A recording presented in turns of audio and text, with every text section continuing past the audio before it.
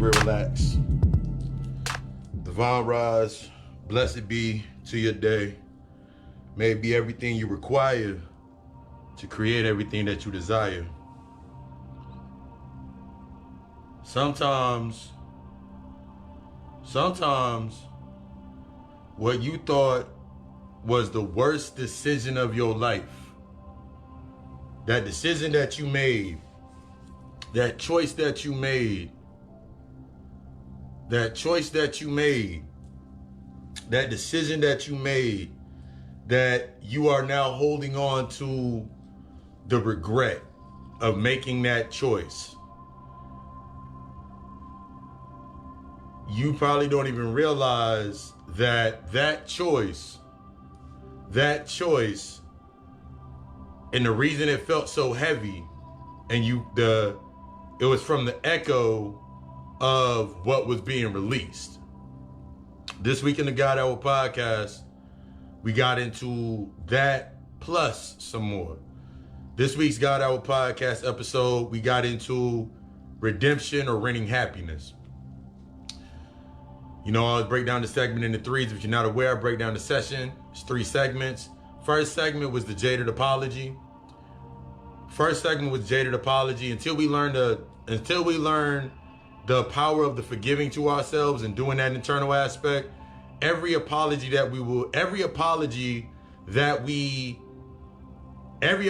will put stipulations on in order to avoid the change. We got into the aspects of the generational curse, breaking those generational ties and curses, real deep into the aspects of the regret of your great-great-grandmother. The regret of your became the regret of your grandmother. The regret of your grandmother became the regret of your mother. And that regret of your mother became the regret of you. So also this Friday, we're going to be getting into that collateral clauses or breaking down these aspects of these generational curses. But yeah, God Hour podcast, streaming now, got really deep into it. And as I was getting ready for the day, my meditation, getting everything together, getting myself into that space, I had this thought hit my mind. You can't rent a center your life. You can't rent a center happiness. You can't rent a center peace. You can't rent a center your life. Great day. Well, you can. You can rent you continue. You got 2 choices. You can rent a center your life, or I had to realize that the goals that I had set in place, it wasn't the goal that I needed to check. Sometimes it's not the goal that you need to check. It's the role that you're playing that corresponds with that goal. The I, this is when we get into the I. I was ready, but my we wasn't willing. That means I wasn't moving in cohesion. This is a deeper aspect when we get into our shadow work and dealing with ourselves, where you can be willing, the I can be willing, the identity can be willing.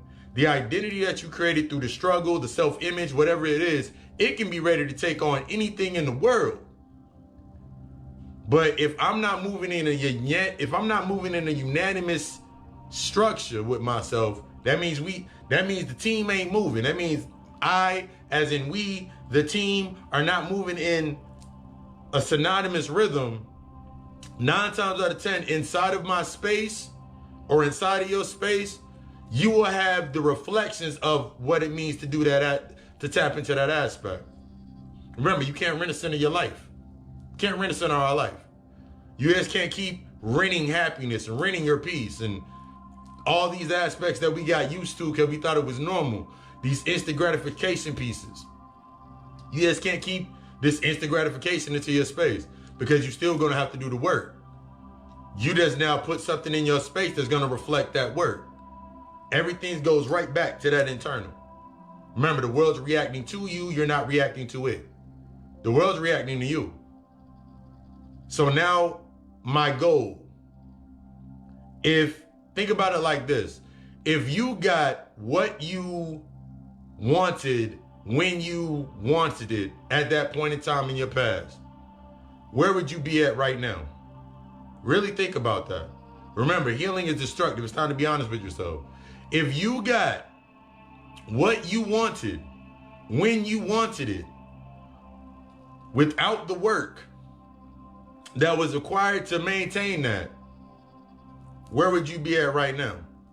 That's something that I faced a lot in my getting into my work with myself. That was one of the things that you're going to face a lot. When you're looking at yourself inside of that space, and you really got to be honest about your surroundings and your environment, the conversations that you're having, and really being able to be triggered to know you weren't ready. This is the time to be honest with yourself. This is how I understood, and when I break down to my clients, how you understand that you weren't ready for what it was that you wanted because you complained. Biggest aspect. If I had set a goal, if I set this goal to, what up? If I set a goal with myself and the first thing that came to my mind was doubt, that means that's something I had to challenge. If I felt guilt, that was something that was being triggered. If my image, something was being triggered. Because I just opened up with, you've made decisions and you're going to make decisions that on the human perspective are some of the most heinous crimes against humanity. But in reality, you just stopped a curse. Remember, this shit is not what we think about when we go into this aspect of our shadow. You want to think that is, oh, it's nice, it's beautiful, it's pretty, it's all. No. Some of the most heinous acts or decisions that I've made throughout my life were actually what needed to be done to break a curse, to break a chain or an echo of effects. In the God Hour podcast, I opened up in the first segment of the God Hour podcast, and I started with a mantra. The regrets of my grandmother, the regrets of your grandmother, the regrets of your great-great-grandmother became the regrets of your mother. Remember, this is being honest with yourself. So if I'm going through the same stream of regret because I had a conversation with my grandmother regretted what happened to my grandfather, to my mother's real father. Regretted it. She had some regrets. Through those regrets, she birthed my mother. My mother's carried on those regrets with inside of her, and it came out as an emotional aspect of the emotional distancing or that Cinderella complex. So naturally, when my mother had me, still being born of that same regret, all of my goals were met with that regret. The emotional distance of my mother and everything that was in that space, that echo. See, our space is created based on the ecosystem or the ecosystem. It's based on a series of echoes. Wherever it bounces off of, when it connects to and bounces back, that's what you get to see. That's how you see. Look at the sigil of Lucifer. So I had to really understand what the hell in my space of myself, in my time when I was looking at myself, I really had to understand some of these things. And while I was stuck in this sense of redemption and not apology. I was stuck in redemption. That means I was trying to buy my way out, buy my happiness, buy my peace. And for when you think about the indoctrination process, and you think about the church, and you think about they told you can just keep doing the same thing as long as you pray about it. Common sense for me, even when I was like 5 or 6, when I first heard that, in my mind, I didn't say it in the church because I was sitting next to my grandmother, but I'm sitting in the church and I'm like, why not just not do it? Why just not do it? That was one of the thoughts that went in my mind. If I always can be forgiven for some shit, that means forgiveness in the context of what they were giving me, forgiveness, exactly. Forgiveness in what they taught me was not the aspect of forgiveness, was based in this space of redemption. Remember, the only apology is to change behavior. So now I look back at my earlier going deep down in my shadows, and some of the first things that took me into that space was the things that stopped me was looking at my mom. And the first thing that I would say out of my mouth is, how can I forgive somebody that's not going to admit it? And I've talked about this before. I got deep into it in the podcast. How can I forgive somebody? That wasn't the goal. That wasn't the goal. In order for me to reach this goal of forgiveness, in order for you to reach this goal, which is this healing that is destructive, you're going to have to take on a role of a different individual. I was not the same person when I went into that space. I had to accept, like, I can't keep going in there as the same person. The I was ready, but we were not willing. Think about it. I'm going to give you something to think about. That doubt, that insecurity, that underlying wound, that's, remember, the multiple I's. Those are the we's that keep you in this unanimous decision of you staying inside of your comfort zone. You talk yourself out of a lot of shit. I had to realize I was talking myself out of a lot of things. All based on being accepted, all based on the aspect of neglecting, the separation anxiety. A lot of these things was in the space because I thought the goal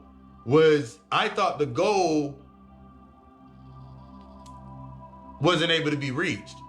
I got stuck in time. I got stuck in the doubt. I got stuck in it and allowed it to play in my mind over and over and over again. It was already present. The traditional aspect, but when I go back, and we don't get deep into this on Friday, when I went back, I had to understand the same regret that I felt was only an echo from how my mother felt regret. So I look at my mother and her life and how she navigated through her life. How my mother wrote books. My mother wrote 3 different books. She wrote a book for teens, a book for adults, and a book for kids.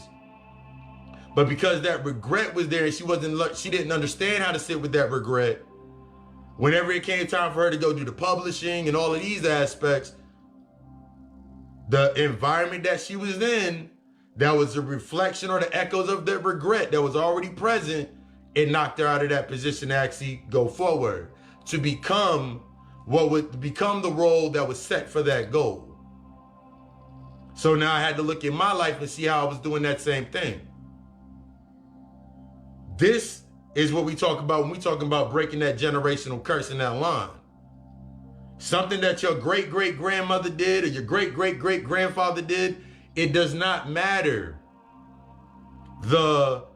what the environment was or what the climate was as much as the why. Because until I understand the why, the natural aspects of that climate repeat itself. The natural aspects of that climate going to repeat themselves. Remember, from your unseen, the nothingness is your absolute.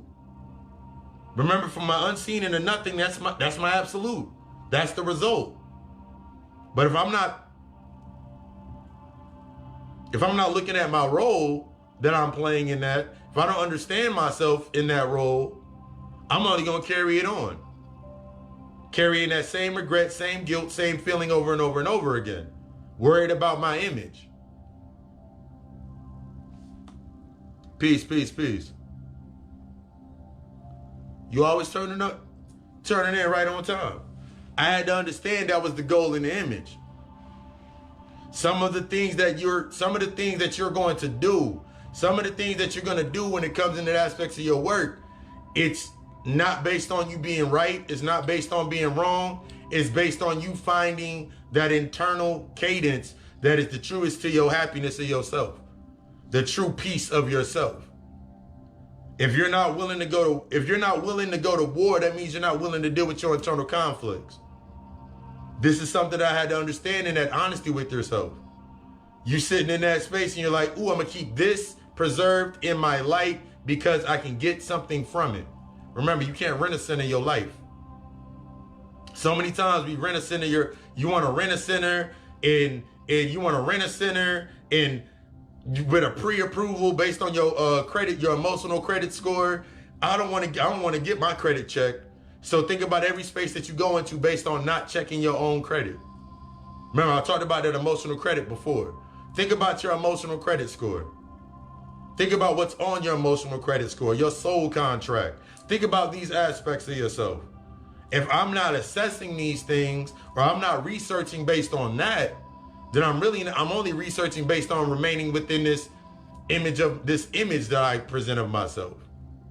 But if my image is based on the emotional output or an emotional outlook, then I'll never reach the role to achieve my goal. It's easy from the lack mentality to sit here and say, yeah, I can do this, and I can do this, and I can do this. But if my identity is based in struggle, is based in regret, it is based in echoing in regret, then it don't matter what I'm using. It don't matter what I'm using. It don't matter what I'm doing. That's all I'm going to naturally create within that space. So I'm only going to follow the same line. I'm only going to add to the collateral damage. This is a level of honesty with yourself that goes into that darkness. Remember, your integrity and your humility only found in the darkness. Your perspective, your potential, your purpose are only found in the darkness. You cannot find your potential in the light. You can bring your potential to the light. You can bring your purpose to the light, but you'll never be able to sustain it in that light. Remember, your purpose is limitless. Your potential is limitless. So now look at the aspects within your life or yourself and what you're putting limitations on yourself with. Based on I being willing, I being ready, but we're not willing. Then you start looking at those conversations. A lot of the conversations that are inside of your circles, they co-sign this aspect with you of you staying in that behavior. The yes when it should be a no, the no when it should be a yes. Even down to go deeper into the thought process. I had to go past the point of reaction before I came into what I do now. I had to go into a point past reaction to understand why I do what I do now. My goal in becoming the role that's suited for this goal. My goal was to always provide an aptitude outside of limitation and healing aspects, because I always did it. You were always doing it unconsciously in that space. So like, I remember having conversations with people, but now I got to think about it like this. Are my conversations based on my truth or trying to keep things diplomatic? Are my conversations based on me retaining the truth of myself and learning as well as being open, or is it based on me keeping things diplomatic? Give you an example. Earlier healing work, earlier healing, earlier consultations, I wasn't ready for it. And I had to be honest with myself, I wasn't ready for it. Because I had this thought process in my mind still that I can help everybody. So I would always put myself in positions to be heard. The root of that was my acceptance. Me having that acceptance wound or that guilt wound. So the moment that I cannot help anyone or I cannot do anything for anyone, guess what naturally would happen? I feel guilty. I feel guilty. I feel like I'm neglecting something. I feel like I'm letting down people. I was already feeling guilty was my key. I was already riddled with the guilt. I was already echoing with the frustration. That's what I used to capitalize, basically, because remember, they sell your traumas down here all the time. That's what I was using to capitalize on my traumatic experience. That's how I stayed within that bias. Think about the conversation. If you're having a conversation if you have a son or a daughter, you're having a conversation with your homegirl or your homeboy, and the first thing that you say is, yeah, these bitches ain't shit. or niggas ain't shit, or you tell your daughter niggas ain't shit, or you tell your son these bitches ain't loyal, you activating through a bias. You activating through even if you don't, and the worst, even deeper into it, if you don't know how to assess that within yourself, where that memory is imprinted at, you're activating through a bias. You're not being impartial. You're still trying to be right. You're still trying to maintain that rightness over your happiness. You're still carrying on to that bitterness. And that bitterness that you feeding in your present circumstance is feeding a generational wave from the past circumstance. This is that depth when you get into this work with yourself. It's not just where you are at. That's why we always say 7 generations back, 7 generations forward. Because all of this is you. The 14 or the 144. 7 generations back, 7 generations forward. All based on the decisions you make right now. That's why it's coming up to you. That's the aspects of that shift. This shifting, you embracing this energy, it's cool if you want to, ooh, this energy's waving all over me. What are you doing with it? That energy is not meant to, a lot of times we come into this space with ourselves because of our predestination. We allow that energy to settle because we feel like it ain't the right time. But remember, there's no such thing as the time. Remember, there's no such thing as the time.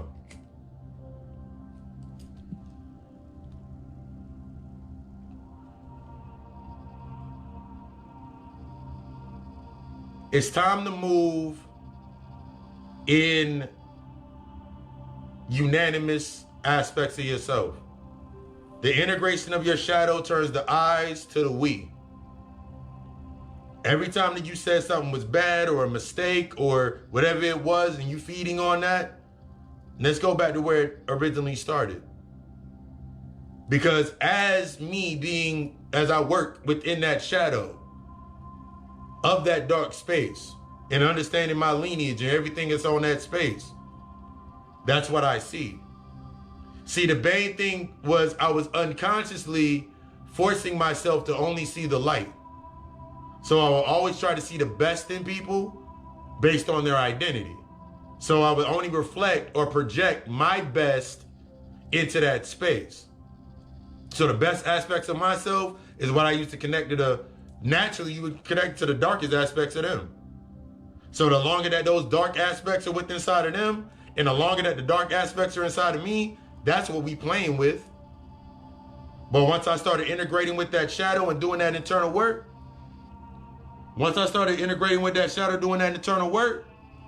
that image didn't matter anymore. The image I was trying to maintain didn't matter anymore. The way I tried to maintain it didn't matter anymore. The fear of looking like anything other than stable was only because I really wasn't stable. This is the intimate honesty with yourself. That honesty, you have to be intimate with yourself. This is not going to be based on well, I can do this and I can go grab this and I can, okay, cool. You can do that. You'll always get what you want, but you'll lose what you need. Or you'll always get what you need and you'll lose. You always get what you want, but lose what you need. Or you always get what you need, but lose what you want. You're going to have to make a choice. It's not about the right or wrong.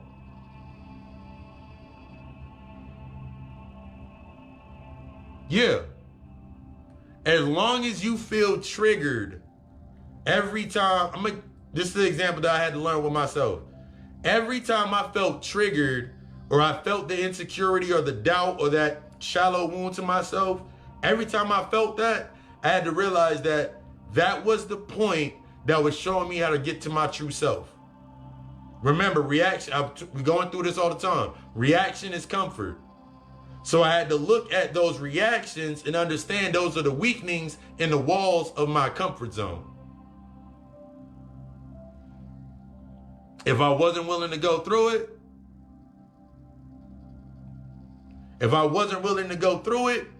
then of course my goals would go unanswered. Of course my potential would go unmet. Of course my purpose would go squandered. So then I look at the reflections inside of my space. Was it my job that wasn't shit? Or was it me not applying myself to the highest degree? Was it the relationship that wasn't shit? Or was it me not applying myself to the fullest degree? It's time to get really, really fucking honest. This is how we become the fucking best. This is how you tap into that true self and you grow. This shit is not meant for you to be, ooh, it feels all good and beaut. No. I'm not trying to primarily feel good. I'm trying to get better. And just like any bruise, it got to get worse before I get better. But if I'm stuck in the worst case scenario in my mind, I'll operate in the worst case scenario inside of my life.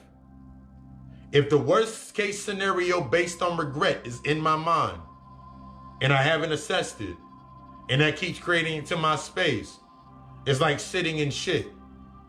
After a while, you don't smell it anymore. You got used to the smell. You got used to the taste. You got used to that texture. You thought that made you rare. No, that didn't make you rare. Your trauma didn't make you rare. It's how you deal with your trauma that's going to make you rare. That mistake didn't make you rare. It's how you deal with that it's how you deal with what you perceived as a mistake that makes you rare. It's how you deal with that shadow that makes you rare. You can keep doing the same identity aspect, but you'll be right back in next time. It's time to let go of that fear. It's time to let go of that fear. Exactly, yeah. Think about how many ideas you talked yourself out of because you started ultimately complaining about the level of work that it would take because you were comfortable. Think about it. I remember so many times I talked myself out of so many different deals because I was comfortable. I talked myself out of a bunch of deals out of comfort because I knew how to react. I didn't know how to react over there. The I was willing, but the we weren't ready. It's time to heal. It's time to do this work. Consultations, readings, basic charts. You need a natal chart, human design chart. Hit me up in the inbox. Because I desire you to be the fucking best. I'm not going to sugarcoat a lot of you. Because I've learned not to sugarcoat a lot of myself. I've learned how to not to sugarcoat a lot of myself. And I got your consultation letter coming up, Dawson. But I had to learn that shit with myself. This intimate honesty brought me in. The intimate honesty with my shadows and dealing with my darkness brought me into the authenticity of limitless potential. Stop being scared of your own power. Again, God Hour Podcast. This week's episode got into that redemption or ridding happiness. It's streaming now. Spotify, iTunes, Breaker, iHeartRadio, Pod Addict, Google Podcasts, Anchor FM. Go ahead and tune in to Tap Out. I'ma holla at you throughout the week. And y'all get ready for Friday. We knocking some shit off on this one. I love you. We love us. Ashe.